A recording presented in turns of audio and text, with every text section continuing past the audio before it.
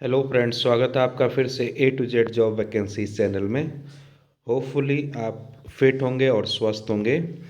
आप अगर उत्तराखंड में किसी भी एग्ज़ाम्स की तैयारी कर रहे हैं या फिर किसी अदर स्टेट में टीचर बनने की तैयारी कर रहे हैं या फिर आप प्राइवेट स्कूल्स में अच्छी अपॉर्चुनिटीज़ का वेट कर रहे हैं, तो आप इस चैनल को सब्सक्राइब कर सकते हैं। यहाँ मैं आपके लिए इन सभी चीज़ों का अपडेटेड नोटिफिकेशन, सिलेबस और साथ में कुछ पब्लिक स्कूल्स जो रेप्यूटेटेड पब्लिक स्कूल्स होते हैं उनकी वैकेंसीज आपके लिए लेके आता हूँ। तो अगर आपने अब तक चैनल को सब्सक्राइब नहीं किया है तो चैनल को सब्सक्राइब कर लीजिए ताकि आप अपने आप को अपडेट रख पाएँ हर चीज़ से। तो चलिए स्टार्ट करते हैं आज की ये अपडेटेड वीडियो। उत्तराखंड में जो है क्लस्टर स्कूल बनने जा रहे हैं, उसके बारे में मैं डिस्कस करूंगा। और जो आने वाली एलटी और प्रवक्ता की भर्ती है, जो जिसका बेरोजगार काफ़ी टाइम से इंतज़ार कर रहे हैं, खासकर बीएड प्रशिक्षित बेरोजगार, तो उनके लिए जो ये वैकेंसी आने वाली है इस पे क्या फ़र्क पड़ेगा, क्या इसके भी पद घट जाएंगे या बढ़ जाएंगे क्लस्टर स्कूल बनने से। फिर धामी कैबिनेट की कल हुई है एक बैठक, जिसमें रोजगार के क्षेत्र में क्या फैसले में आए हैं उनके भी डिस्कस करेंगे। और यूकेपीएससी जिस तरह से रफ्तार पकड़ रहा है, तो क्या प्रवक्ता और पॉलिटेक्निक लेक्चरर भर्ती कब आ सकती है उसके बारे में डिस्कस करेंगे। फिर डिस्कस करेंगे कि उत्तराखंड में लगातार क्यों बंद हो रही हैं सरकारी स्कूल्स। तो चलिए स्टार्ट करते हैं आज के इस वीडियो को। तो देखिए क्या है, पिथौरागढ़ में 3 साल में बंद हुए 183 सरकारी स्कूल्स। देखिए क्या हो रहा है, गवर्नमेंट स्कूल्स बंद होते चले जा रहे हैं। अब इससे क्या होगा, देखो कि जो शिक्षा विभाग है वो सोचने पे मजबूर हो रहा है कि क्या किया जाए। अब हुआ क्या है कि जो सीमांत जिला है पिथौरागढ़, इस ज़िले में क्या है, स्वास्थ्य और शिक्षा की समस्याएं हैं। जैसे अगर आप दूरस्थ क्षेत्र में जाएंगे मुनस्यारी वगैरह, तो वहाँ पे जो है पहले तो रोड का भी अभाव था, लेकिन अभी क्या है, स्वास्थ्य नहीं है, शिक्षा नहीं है। तो उस चक्कर में क्या हो रहा है कि गांव के लोग जो है पलायन कर रहे हैं और शहरों की तरफ जा रहे हैं या मेन पिथौरागढ़ की तरफ जा रहे हैं। तो उससे क्या हो रहा है कि जो आपका सरकारी स्कूल्स में पढ़ने वाले विद्यार्थी हैं उनकी छात्र संख्या कम हो रही है, और ऑब्वियस सी बात है जब छात्र संख्या जीरो हो जाएगी तो स्कूल बंद हो जाते हैं। तो जो इसका सबसे बड़ा फर्क पड़ रहा है प्राइमरी एजुकेशन पे। लेकिन प्राइमरी एजुकेशन हर एक का बेस होता है, तो अगर प्राइमरी एजुकेशन में ही बच्चे नहीं आएंगे तो ऊपर कहाँ से, अपर प्राइमरी और सेकेंडरी और सीनियर सेकेंडरी में कहाँ से बच्चे आएंगे। तो प्रॉब्लम यह है कि स्कूलों में बच्चे कम हो रहे हैं। प्राथमिक स्कूल धीरे धीरे जो है बंद होने के कगार पे हैं, और पिछले 3 साल में जो है पिथौरागढ़ में 183 स्कूल बंद हो गए हैं।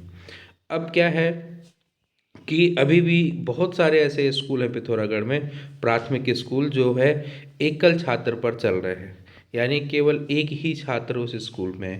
तो इसका सबसे बड़ा कारण जो है वो है उत्तराखंड के पहाड़ों में जो है स्वास्थ्य समस्या का होना, और दूसरा रोजगार का ना होना। आप देखेंगे गांव में रोजगार नहीं है आज की डेट में, इस चक्कर में लोग जो है पलायन कर दे रहे हैं शहरों की तरफ, सिटी में चले जा रहे हैं, या जैसे आप पिथौरागढ़ मेन सिटी में चले जा रहे हैं या आसपास के जो अच्छे शहर हैं वहाँ पहुँच जा रहे हैं। तो इससे क्या हो रहा है, बेरोजगारी की वजह से अपना भरण पोषण करने के लिए लोग इधर उधर चले जा रहे हैं। तो पलायन एक सबसे बड़ी समस्या है जिसने शिक्षा को जो है पहाड़ों में क्षति पहुंचाई है। तो इस तरह से ये एक ज़बरदस्त घटना है, मीन्स एक इस तरह से आप कह सकते हैं कि ये जो है एक आने वाले भावी जीवन के लिए मुश्किलें हैं। लेकिन इससे आपको क्या फ़र्क पड़ेगा, इससे विभाग ने इसके अगेंस्ट क्या कदम उठाए हैं, वो देखिए आगे डिस्कस करते हैं ए पॉइंट पे, क्योंकि वो बेरोजगारी के लिए इम्पोर्टेंट पॉइंट है। देखिए प्रदेश में कुछ दिन पहले क्या हुआ था, उत्तराखंड में क्लस्टर विद्यालय बनाने की योजना थी, उसका वीडियो आप देख सकते हैं, मैंने डाला हुआ है इसी चैनल में। डिस्क्रिप्शन लिंक में मैं उसका लिंक भेज दूंगा।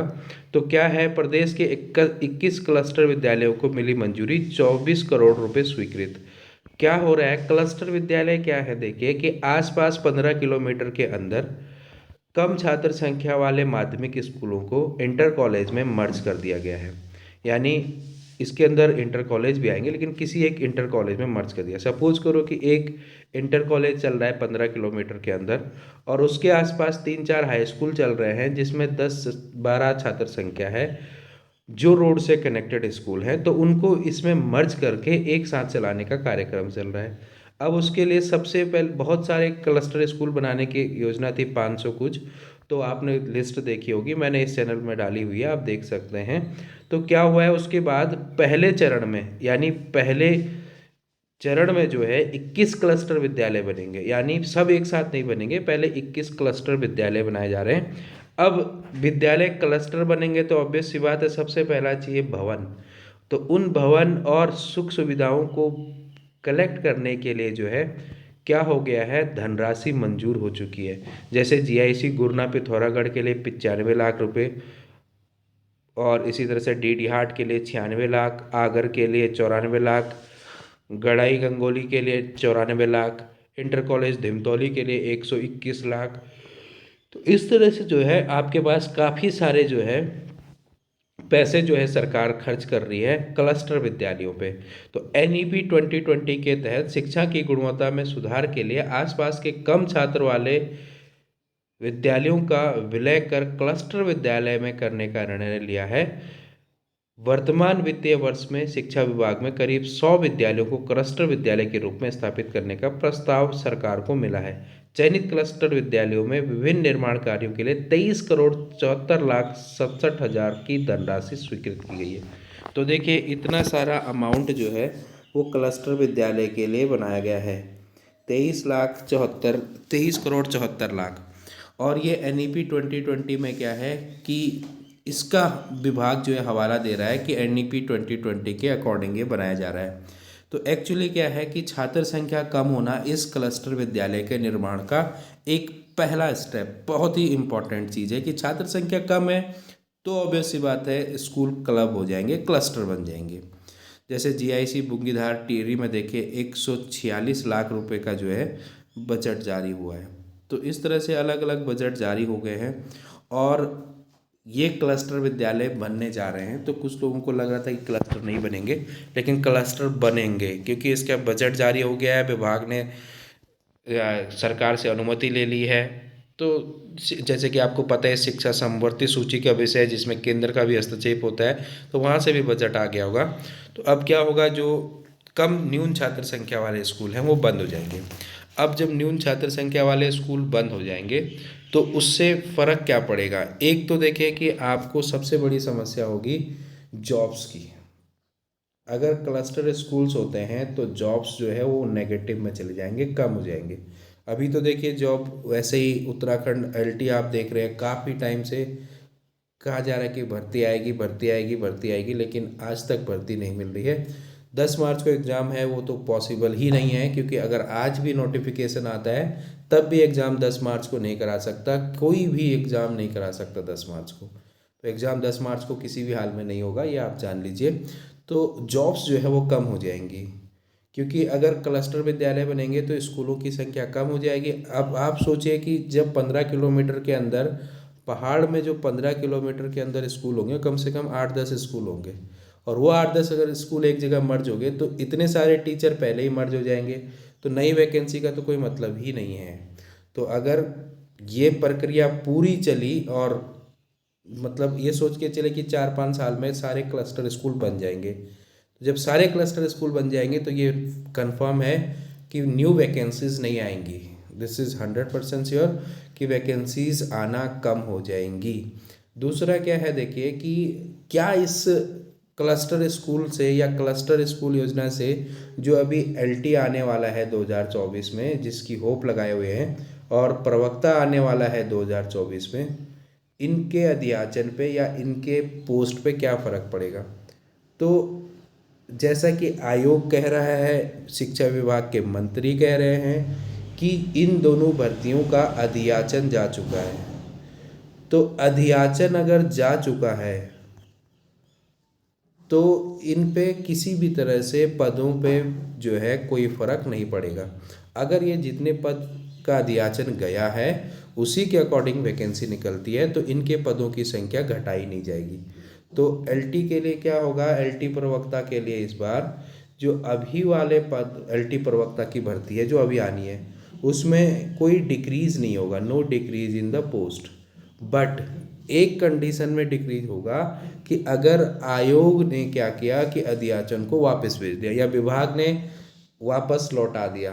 अगर अध्याचन वापस गया, वापस लौटा अध्याचन, तो तब है कि तब उसमें करेक्शन होके आएगा विभाग से।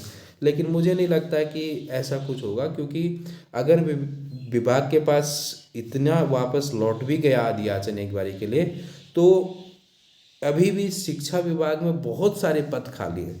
तो इस भर्ती में तो कोई फर्क नहीं पड़ेगा पदों की संख्या में, ये 99% श्योर है क्लस्टर स्कूल से। हाँ, लेकिन आगे आने वाले टाइम में क्लस्टर स्कूल होने से एलटी और प्रवक्ता की वैकेंसीज आना मुश्किल हो जाएगा। ये लगभग आपका कंफर्म मान के चलिए कि अगर इस बार जो निकल गया एलटी प्रवक्ता में निकल गया, आगे बड़ी दिक्कत होने वाली है एलटी प्रवक्ता कैंडिडेट्स के लिए। तो आप भर्ती जब भी आए, देखिए इसके पीछे ज़्यादा मत जाइए, भर्ती आ जाएगी, लेकिन आप अपने आप को प्रिपेयर्ड रखिए एग्जाम्स के लिए। अब देखते हैं कि आगे क्या है। मंत्रिमंडल में क्या हुआ, मंत्रिमंडल की बैठक हुई कल, उसमें क्या हुआ ये देखिए। तो इसमें भी बेरोजगारों के लिए जो बाकी सारी चीज़ों पर डिस्कशन हुआ है, लेकिन वो आपके लिए इम्पोर्टेंट नहीं है, क्योंकि हमारा चैनल आपको रोज़गार के रिलेटेड चीज़ें बताता है। तो रोज़गार से रिलेटेड इसमें कुछ भी आपके लिए नहीं हुआ फिलहाल।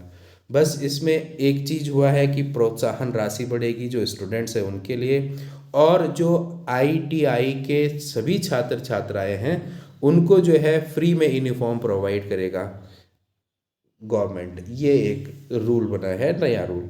और थोड़ा सा जो है उपनल कर्मचारियों के लिए शायद 1-2 दिन में कुछ अच्छी न्यूज़ आ जाए, उनको इंक्रीमेंट मिलेगा। बाकी कोई अच्छी न्यूज़ नहीं है फिलहाल इस कैबिनेट के प्रस्तावों से।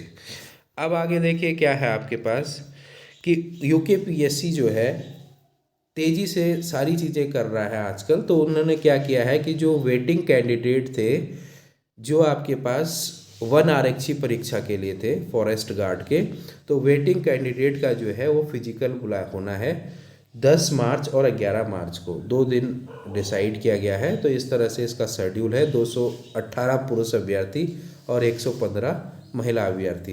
प्रवेश पत्र जो है आप 25 फरवरी से डाउनलोड कर सकते हैं। तो यहाँ पे आप देख सकते हैं, इनकी लिस्ट आपको जारी हो चुकी है। तो ये आपका होना है। अब यूकेपीएससी क्यों एक्टिव है कह रहा हूँ मैं, देखिए पिछले महीने ही इस महीने जो है यूकेपीएससी ने 2 तारीख को नोटिफिकेशन निकाला था, फिर 7 तारीख को निकाला, फिर 7 तारीख को एक दूसरा नोटिफिकेशन निकाला, फिर 7 तारीख को तीसरा, 7 तारीख को तो बहुत सारे निकले, फिर 9 को निकले, 8 को निकला, फिर इस तरह से 13 को भी निकले 3 नोटिफिकेशन। तो क्या हो रहा है, इसी महीने में जो है 10 नोटिफिकेशन निकाल चुका है यूकेपीएससी, अलग अलग भर्ती, एग्ज़ाम और एडमिट कार्ड या सिलेबस से रिलेटेड। कुछ दिन पहले आपने देखा होगा कि एक साथ सारे सिलेबस को अपडेट कर दिया गया है। तो अब यूकेपीएससी लग रहा है कि मूड में आ गया है भर्ती कराने का। तो यूकेपीएससी जो है अब लगातार भर्तियां कराएगा, ये आपको लग रहा है। और प्रवक्ता की भर्ती भी यूकेपीएससी ही कराता है, पॉलिटेक्निक लेक्चरर भी यूकेपीएससी कराता है। तो हो सकता है कि आपको कुछ दिन में यूकेपीएससी प्रवक्ता और लेक्चरर की पॉलिटेक्निक लेक्चरर की वैकेंसी का नोटिफिकेशन दे दे। आपको आश्चर्य नहीं होगा कि अगर एलटी से पहले प्रवक्ता के फॉर्म आ जाए, क्योंकि प्रवक्ता के पद खाली है, प्रवक्ता को पहले प्रायोरिटी ये लोग देंगे। एलटी का अभी अभी इन्होंने ख़त्म की हुई है प्रक्रिया, तो हो सकता है कि प्रवक्ता में पहले वैकेंसी आ जाए एलटी से, जिस तरह से आयोग काम कर रहा है, यूकेपीएससी काम कर रहा है। लेकिन फिर से वही कहूँगा कि आप अपनी प्रिपरेशन को कंटिन्यू रखिए। और अगर आप एलटी प्रवक्ता और उत्तराखंड एलटी और उत्तराखंड प्रवक्ता के लिए अप्लाई कर रहे हैं या प्रिपेयर कर रहे हैं, तो मैं आपके लिए टीचिंग एप्टीट्यूड की एक सीरीज़ लेके आया हूँ। आप चैनल की प्लेलिस्ट पे जाइए, वहाँ पे आपको मिल जाएगी प्लेलिस्ट, और वहाँ पे अपडेटेड रहिए। मैं आपके लिए नए नए डिफरेंट क्वेश्चंस वहाँ भी लेके आऊँगा। तो ये थे आज के अपडेट। तो ये एक चीज़ ध्यान रखिए, क्लस्टर विद्यालय से जो अभी की एलटी प्रवक्ता की भर्ती है उस पर कोई फ़र्क नहीं पड़ेगा, लेकिन आने वाले टाइम पे एलटी भर्ती और प्रवक्ता भर्ती बंद हो जाएगी। हो सकता है कि शिक्षा विभाग का ही निजीकरण हो जाए, नई पोस्ट निकले ही ना, जो नई पोस्ट पे रखे जाए वो गेस्ट टीचर की तरह, या फिर आउटसोर्सिंग मीडियम से टीचर्स रखे जाए, इसकी भी पॉसिबिलिटी है। तो इसी तरह के नए अपडेट्स के लिए बने रहिए चैनल के साथ। All the best for your preparation. Good luck, good bye.